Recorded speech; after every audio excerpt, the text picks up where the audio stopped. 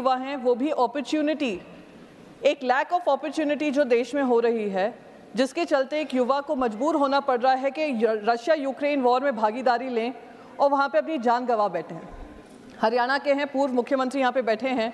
उम्मीद थी कि हम सब उस पर भी चर्चा करेंगे कि जब हम 267 लाते हैं नीट पे 24 लाख जो बच्चे हैं उनके जो फ्यूचर हैं उनके बारे में उस पर भी चर्चा करें। पर अच्छी शुरुआत है, मैं उम्मीद करती हूँ आने वाले समय में हम वो चर्चा करेंगे। सर, जब लोकसभा के चुनाव हुए थे उस समय पे बात की गई थी पापा ने किस तरीके से वॉर रुकवा दी और जो युवा हैं वो वहाँ से यूक्रेन से इंडिया लाए गए।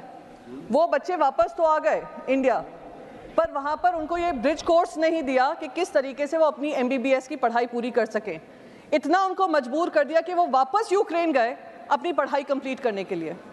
और ये दूसरे युवा हैं हरियाणा के, अगर आप पढ़ेंगे उनके बारे में, उनके परिवार ने अपनी लैंड बेच दी इस उम्मीद में कि वो जो लैंड के का पैसा आएगा वो एजेंट को पे करेंगे और वो जाकर दूसरे देश में जाकर वो कमाई करेंगे।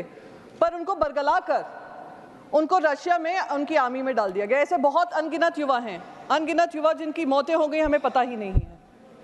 उसी तरीके से सर, हमने बाकायदा, हमारी सरकार ने इजराइल के साथ ऐसा ही एक साइन किया है, ट्रीटी साइन की है कि हमारे युवाओं के पास यहाँ पे रोजगार नहीं है तो जाइए इजराइल पे बॉर्डर पे जाकर लड़ाई लड़िए, उनकी वॉर हम लड़ेंगे और हमारे बच्चे यहाँ पे शहीद होंगे, हमें उसकी कोई परवाह नहीं है। इसका रूट कॉज एक ही है सर, 9.2% अनएम्प्लॉयमेंट। जो युवा उम्मीद करता है कि उनको आर्मी में भर्ती मिलेगी उनको अग्निवीर दे दिया जाता है, जो युवा उम्मीद करता है उनको रोजगार मिलेंगे उनको अप्रेंटिसशिप प्रोग्राम दे दिया जाता है।